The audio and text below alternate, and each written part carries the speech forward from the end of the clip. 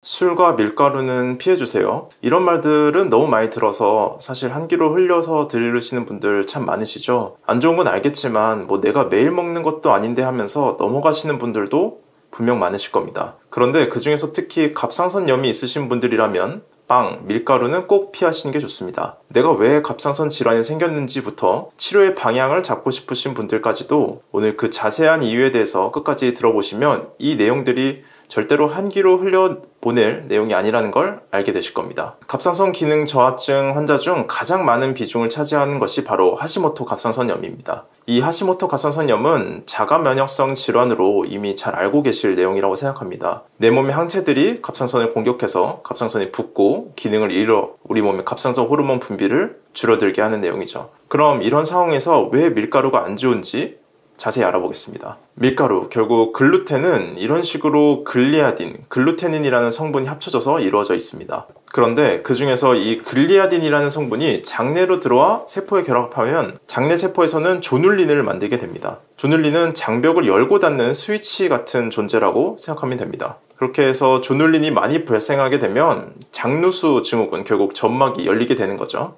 그럼 이렇게 쉽게 장벽이 열렸으니 혈액 안으로 다양한 내용의 성분들이 그냥 들어가겠죠. 그 중에서 앞서 말씀드린 글리아딘이라는 성분이 그대로 이제는 들어오게 되면서 혈액 내 노출이 증가하게 됩니다. 우리 몸에서는 글리아딘은 당연히 외부 물질이니 이에 반응하는 항체를 만들어내는 면역 시스템 과정을 가지게 됩니다. 여기서부터 문제가 발생하게 됩니다. 글리아딘을 외부 물질, 즉 항원으로 인식해 항체를 만들었는데 결과적으로 만들어낸 항체가 갑상선 조직과 결합할 수 있는 형태라는 거죠. 글리아딘이 갑상선 조직과 유사하게 생겨서 발생한 문제입니다. 다량의 항체들이 이런 식으로 만들어진 다음에 결과적으로 갑상선을 지속적으로 공격을 하니 자가면역성 질환인 하시모토 갑상선염이 좋아질 수가 없는 상태가 됩니다. 결국 이렇게 갑상선 기능이 떨어져서 내가 좋은 걸 먹고 약물을 먹어도 갑상선 기능을 올리기 위한 노력을 꾸준히 했는데도 내가 밀가루와 빵을 좋아한다면 지속적인 공격에 의해서 내 갑상선은 계속해서 기능을 저하하게 되는 현상이 일어나게 됩니다.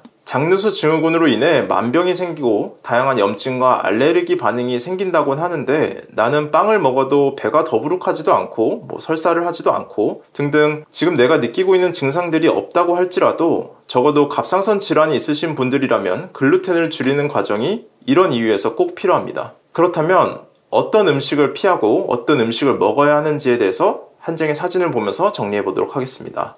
이 그림은 T4라는 갑상선 호르몬이 우리 몸에서 활성형 혹은 비활성형으로 어떻게 진행되는지에 대해서 나타나는 그림입니다. 결국에는 비활성형인 이 T3 형태로 지속적으로 가지 않도록 막아주는 것이 가장 중요하고요. 또한 T3 이 활성형 형태로 이런 요오드, 셀레늄, 아연, 마그네슘, 엽산과 비타민들을 꾸준히 섭취하여 이 형태로 활성의 형태로 진행되도록 유도하는 것이 가장 중요한 것으로 볼 수 있습니다. 결국 갑상선 질환의 대부분은 자가면역 질환이다 라는 걸 깨달으셨다면 그리고 그 문제가 장에서부터 시작되었다는 것을 알게 되셨다면 오늘부터는 장점막을 튼튼하게 하는 과정을 가져야겠다. 그것이 갑상선 질환의 첫걸음이고 내가 할 수 있는 목표이구나 생각하시면 되겠습니다. 그래서 장을 따뜻하게 해주는 음식들, 토마토, 바나나, 양배추 등을 끓여서 믹서로 갈아 드시는 방법 또한 제가 강조하는 것이고요. 면역체계의 활성을 올바르게 하기 위해 유산균과 오메가3 섭취를 권장하는 것 또한 같은 이유에서입니다. 면역 시스템에서 유산균과 오메가3가 핵심적인 이유는 따로 영상을 만들어서 또 준비하도록 하겠습니다.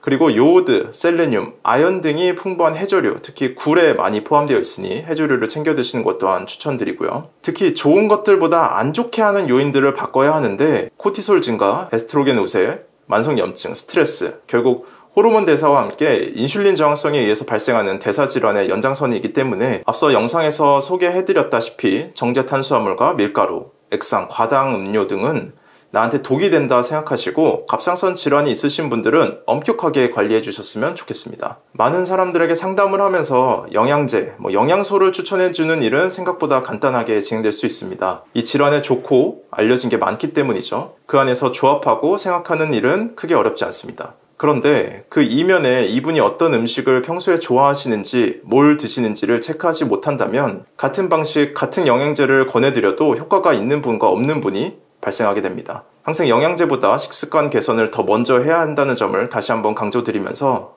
오늘 영상 마무리하겠습니다. 감사합니다.